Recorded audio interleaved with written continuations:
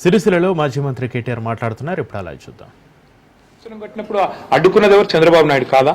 ఉత్తరాలు రాసింది ఎవరు? ఇదే ఆదిత్యనాథ్ దాస్ కాదా?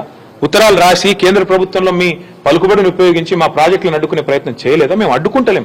మేమేమంటున్నాం? ఇవాళ స్పష్టంగా మా వాటా తెలుసండి. రేవంత్ రెడ్డి అబ్బసొత్తు తాత జాగీర్ కాదు గోదావరి నీళ్లు. రేవంత్ రెడ్డి ఇష్టం వచ్చినట్టు సంతర్పణ చేస్తానంటే తెలంగాణ ప్రజలు ఊకోరు. నెల రోజుల్లో కమిటీ వేస్తా. ఎవరిని అడిగేస్తున్నావు కమిటీ? ఎవరిని అడిగి వేసినావు కమిటీ? నువ్వు చంద్రబాబు చెప్పగానే కమిటీ వేస్తావు. కమిటీ 30 రోజుల్లో రిపోర్ట్ ఇస్తుంది. కమిటీ ఇచ్చే రిపోర్ట్ ఫైనల్ అంటావా? ఎవరికి ఫైనల్? నీకు ఫైనల్ కావచ్చు. తెలంగాణ ప్రజలకు, తెలంగాణ రైతులకు ఎట్లా ఫైనల్ అవుతుంది? నీకు అంతగానం ఉంటే నీ ఇంటి నీ ఇల్లు అమ్మి చంద్రబాబుకు విగ్రహం కట్టు, మేము వద్దంటలేం. కానీ నువ్వు చేస్తున్నది ఏంది? తెలంగాణ ప్రయోజనాలు శాశ్వతంగా మరి నేను చంద్రబాబుకు ధారాదత్తం చేస్తానంటే మేము ఆంధ్ర ప్రజలకు వ్యతిరేకం కాదు, ఆంధ్ర రైతాంగానికి వ్యతిరేకం కాదు. కానీ తెలంగాణ రైతుల ప్రయోజనాలు నెరవేరే విధంగా ముందు కేంద్ర ప్రభుత్వం మీద ఒత్తిడి తెండి. నిన్న జరిగిన మీటింగ్ ఎపెక్స్ కౌన్సిల్ మీటింగ్ కూడా కాదు. మరి ఎపెక్స్ కౌన్సిల్ మీటింగ్ కాదు, ఇన్ఫార్మల్ మీటింగ్ అని ముఖ్యమంత్రి చెప్తున్నాడు.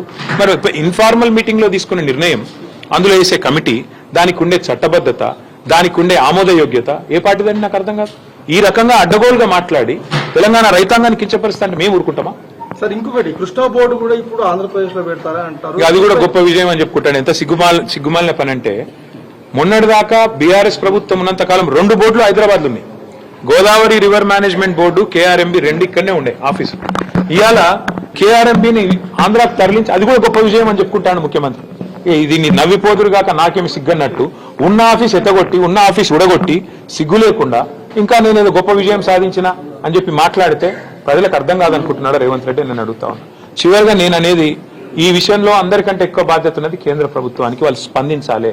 ఇట్లా ఇష్టం వచ్చినట్టు చంద్రబాబు ఆడిచ్చినట్టు ఆడతామని కేంద్రము రేవంత్ రెడ్డి తల ఊపితే ఇక మిగతా సంగతి తెలంగాణ ప్రజలు చూసుకుంటారు. బీజేపీ సంగతి, కాంగ్రెస్ సంగతి తెలంగాణ ప్రజలు చూసుకుంటారు. 10 ఏళ్ల చేయని పని మేము చేస్తున్నాము. ఏం పని చేసిండు? కృష్ణా బోర్డును అప్పచెప్పుడా? పని చేసుడంటే కృష్ణా బోర్డును ఆంధ్రాకు తరలించుడా? లేదా గోదావరి మిగులు జలాల్లో మరి లేని హక్కును ఆంధ్రాకు దారాదత్తం చేయడం ఏంది పని? లేకపోతే ఆంధ్ర ప్రాజెక్టులకు ఆనాడు ప్రతిపాదిస్తూ తెలంగాణ ప్రాజెక్టులను వ్యతిరేకిస్తూ ఎవరైతే ఉత్తరాలు రాసిండో ఆయన తీసుకొచ్చి సాగునీటి సలహాదారుగా పెట్టడమా? లేదా కేసీఆర్ గారు బ్రహ్మాండంగా తెలంగాణలో ఒక సంక్షేమ వాతావరణం తీసుకొస్తే, పండుగలాగా వ్యవసాయాన్ని చేస్తే, వరిధాన్యం ఉత్పత్తిలో భారతదేశంలో నెంబర్ 1 చేస్తే, ఇలా కేసీఆర్ మీద కోపంతో కన్నెపల్లి మోటార్ లాంచ్ చేయకుండా మిడ్ మానేర్ నిండబెట్టి మొత్తం రాష్ట్రంలో పంటలన్నీ ఎండుతుంటే, ఇవాళ కరువు వాతావరణం ఉంటే, కిందికెళ్ళి నీళ్లు లక్షల క్యూసెక్ల నీళ్లు కిందికి పోతుంటే గుడ్లప్పగిచ్చి చూడడమా తెలంగాణ సాగునీటి రంగంలో ఆయన సాధించిన విజయం? గోదావరిలో ఈరోజు బ్రహ్మాండంగా మోటార్ లాంచ్ చేస్తే కన్నెపల్లిలో ఏ కరువు ఛాయలు లేకుండా ఇలా నార్మల్ పోసుకున్న రైతులు ఎదురు చూస్తున్నారు. ఎప్పుడు వాన పడుతుంది? ఊళ్ళల్లా కప్పలను వేసుకొని ఇలా పూజలు చేస్తాను వానలు పడాలని. అట్లాంటి పరిస్థితుల్లో రాష్ట్రం ఉంటే, రాష్ట్ర రైతాంగం ఉంటే, సోయిలేనోడు ముఖ్యమంత్రి, జై తెలంగాణ అని ముఖ్యమంత్రి తెలంగాణ నీళ్లను దారాదత్తం చేస్తుంటే బీఆర్ఎస్ ఊకుంటుందా? ఖచ్చితంగా కొట్లాడతాం, గొంతు విప్పి పోరాడతాం, చివరిదాకా తెగించి కొట్లాడతాం. మేమే జవాబిస్తామని కాంగ్రెస్ వాళ్ళ మేమే జవాబిస్తామంటున్నాం. మీరు మాత్రం రెచ్చగొడుతున్నారు ప్రజలని చెప్పి నిన్న రేవంత్ రెడ్డి చెప్పారు. హక్కుల గురించి మేము ప్రశ్నిస్తే రెచ్చగొట్టడం అవుతుందా? గోదావరి నీళ్లలో మిగులు జలాల్లో తెలంగాణ వాటా ఎంత? తెలంగాణ ప్రభుత్వం అడిగింది ఎంత? నిన్నటి మీటింగ్ లో కేంద్ర ప్రభుత్వం చెప్పింది ఏంది? ఏది తేలకుండానే 30 రోజుల్లో కమిటీ వేస్తా, కమిటీ రిపోర్ట్ ఇచ్చి. తెలంగాణ ప్రాజెక్టులేమో దశాబ్దాల పాటు, 1 కాదు 2 కాదు, దశాబ్దాల పాటు అంతర్రాష్ట్ర వివాదాల పేరిట ఇంతకుముందు సోదరుడు చెప్పిన ఇచ్చంపల్లి గాని, దేవాదుల గాని, ఇంకా తొమ్మిడిగట్టి గాని, ఇంకోటి గాని, ఇవన్నీ కూడా అంతర్రాష్ట్ర వివాదాల పేరిట దశాబ్దాలు నలిగినా రేవంత్ రెడ్డి కాంగ్రెస్ కి చీమగుట్టినట్టు అనిపించేది. కానీ చంద్రబాబు అడగంగానే 30 రోజుల్లో రిపోర్ట్ రావాలి, 31వ రోజు గోదావరి జలాలు కింది కురకాలి, పొంగి పొరలాలి, తెలంగాణ మాత్రం ఎండాలి. ఇదా నీతి?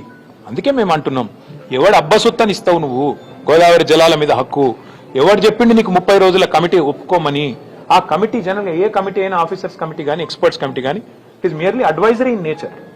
వాళ్ళు చెప్పేది ఏది కూడా అల్టిమేట్ గా ప్రభుత్వం మళ్ళీ చర్చ పెట్టి అసెంబ్లీలో, కేబినెట్ లో, ప్రజా సమక్షంలో అవసరమైతే అఖిలపక్షం పెట్టి ఒప్పించి మెప్పించి మన హక్కుల గురించి ఏం చేస్తున్నామో తెలంగాణ ప్రజలకు చెప్పి పారదర్శకంగా ఆ తర్వాత జెండా ఊపాలి. సిగ్గు శరం ఉంటే రేవంత్ రెడ్డికి, ఏమన్నా సిగ్గు ఇజ్జత్ మానం ఉంటే, నిన్న ఏమన్నాడండి ఆంధ్ర ఇరిగేషన్ మినిస్టర్ రామానాయుడు గారు అనుకుంటా ఆయన పేరు, బయటకు వచ్చి ఏం చెప్పిండు? ఆంధ్రప్రదేశ్ ఎడిషన్ లో పేపర్లు ఏం రాసినాయి? చంద్రబాబు నాయుడు గారు ఏం చెప్పారు? సాక్షి తీయండి, ఈనాడు తీయండి, ఆంధ్రజ్యోతి తీయండి, ఆంధ్ర ఎడిషన్ చూడండి. స్పష్టంగా చెప్పిండు చంద్రబాబు నాయుడు గారు. మీటింగ్ పెట్టిందే బనకచెర్ల కోసం. ఎజెండా నెంబర్ 1 బనకచెర్ల కాదంటాడా రేవంత్ రెడ్డి? అజెండా ఐటమ్ చూపెట్టమంటారా? ఇప్పుడు నెంబర్ 1 ఐటమే బనకచెర్ల. లేదని బుకాయించడం ముఖ్యమంత్రికి తగునా? నిమ్మల రామానాయుడు గారు బయటకు వచ్చి చెప్పినారు, ఆంధ్ర ఇరిగేషన్ మంత్రి గారు. మేము అడిగినాం బనకచెర్ల గురించి, రేవంత్ రెడ్డి ఒప్పుకున్నాడు, కమిటీ వేసినాం, 30 రోజుల్లో ఓడిచిపోతుంది, 31వ రోజు మా శిష్యుడే కాబట్టి ఆడిచ్చినట్టు ఆడతాడు, ఆయన జుట్టు మా చేతులుంది, ఓటుకు నోటు కేసు ఇంకా ఉన్నది, కాబట్టి ఏమన్నా చేస్తాం అని ఫుట్బాల్ ఆడుతున్నారు.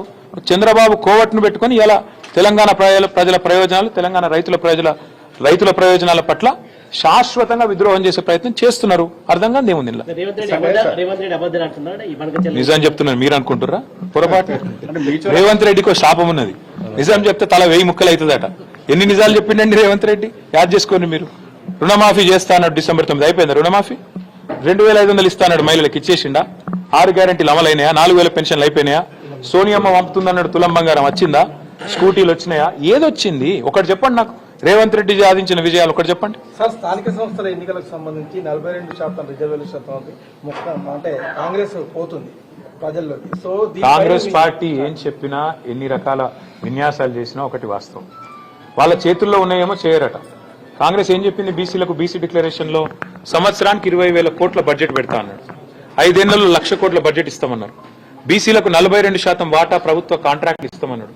చేతులునేమో చేయరట. ఓబీసీ మినిస్ట్రీ పెడతామన్నారు. బీసీలకు 42% వాటా ఇచ్చిండా? పోనీ మినిస్ట్రీలో, పోనీ ఓబీసీ మినిస్ట్రీ పెట్టిండా? 1,00,000 కోట్ల బడ్జెట్ అన్నాడు, సంవత్సరానికి 20,000 కోట్లు అన్నాడు, పెట్టిండా? బీసీ సప్లాన్ అన్నాడు, పెట్టిండా?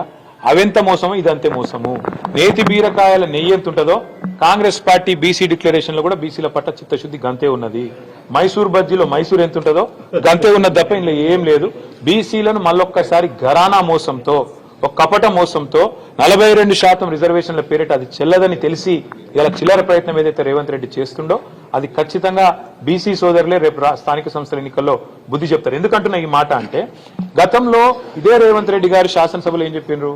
42% రిజర్వేషన్ విద్యలో, ఉపాధిలో, రాజకీయంగా కావాలి అంటే ఒకటే పరిష్కారం, పార్లమెంట్కు పంపాలి, పార్లమెంట్ లో చట్టబద్ధత కావాలి, ప్రెసిడెంట్ గారు సంతకం పెట్టాలన్నాడు. మరి నిన్న లోకల్ బాడీ ఏదో పంచాయతీ ఆర్డినెన్స్ చేసిన అన్నాడు. మున్సిపల్ బిల్లు కూడా ఇంకా సవరించలేదు. విద్యలో, ఉపాధిలో ఏం చేస్తాడో తెలియదు. 42% అంటే కేవలం జెడ్పీటీసీ, ఎంపీటీసీల కాడికేనా, లేకపోతే జిల్లా పరిషత్లు, మండల పరిషత్లు, అదేవిధంగా విద్యలో, ఉపాధిలో అన్నిట్లో ఇచ్చేది ఉందా? అంటే ఏ రకమైన మోసమో ఇది అర్థం చేసుకోవాలని బీసీ సోదరులను కోరుతా ఉన్నా. ఒకటే ఒక మార్గం ఈ దేశంలో 42% రిజర్వేషన్లు సాధించాలి అంటే, ఎస్సీలైనా ఎస్టీలైనా ఏ రకంగానైతే 9th షెడ్యూల్లో రాజ్యాంగంలో చేర్చి తమ హక్కును పొందుతున్నారో రాజ్యాంగబద్ధంగా, అదే పద్ధతుల్లో బీసీ సోదరులు కూడా 9th షెడ్యూల్లో చేరిస్తేనే కాన్స్టిట్యూషన్ లో హక్కు వస్తుంది తప్ప రేవంత్ రెడ్డి ఒక ఆయుధం బారేస్తేనో, లేకపోతే ఒక ఆర్డినెన్స్ బీజేపీ గవర్నర్ గారికి ఇస్తేనో ఇది అయ్యేది కాదు. 9th షెడ్యూల్లో చేరిస్తే తప్ప పరిష్కారం రాదని నేను చెప్పడం కాదు, జస్టిస్ ఈశ్వరయ్య గౌడ్ గారు లాంటి పెద్ద మనుషులు చెప్తా ఉన్నారు, చిరంజీవులు గారు లాంటి రిటైర్డ్ ఐఏఎస్ అధికారులు చెప్తా ఉన్నారు. రాజకీయం కోసం రాజకీయం చేయడం వేరు బ్రదర్. మేము కూడా గతంలో ఇదే పద్ధతుల్లో పార్లమెంటుకు ప్రెసిడెంట్ గారికి పంపాం. 37% రిజర్వేషన్ బలహీన వర్గాలకు ఇవ్వాలని మేము పంపినాం. మా ప్రభుత్వం ఉన్నప్పుడు కేసీఆర్ గారి నాయకత్వంలో ప్రెసిడెంట్ గారు సంతకం పెట్టలేదు, బీజేపీకి ఇష్టం లేదు. వాస్తవం ఏంది? చిత్తశుద్ధి లేని శివపూజలాగా ఏదో ఇయ్యాలి కాబట్టి 42% ఇచ్చినామని చెప్పుకోవడానికి చెప్తా ఉన్నారు తప్ప ఇందులో ఏ రకంగా కూడా అందులో న్యాయబద్ధత లేదు, చట్టబద్ధత లేదు, హేతుబద్ధత లేదు. ఇది బీసీ సోదరులకు అర్థమైంది. ఎవరికి అర్థమైనా కాకపోయినా ఇది మాత్రం వాస్తవం అని నేను చెప్తాను.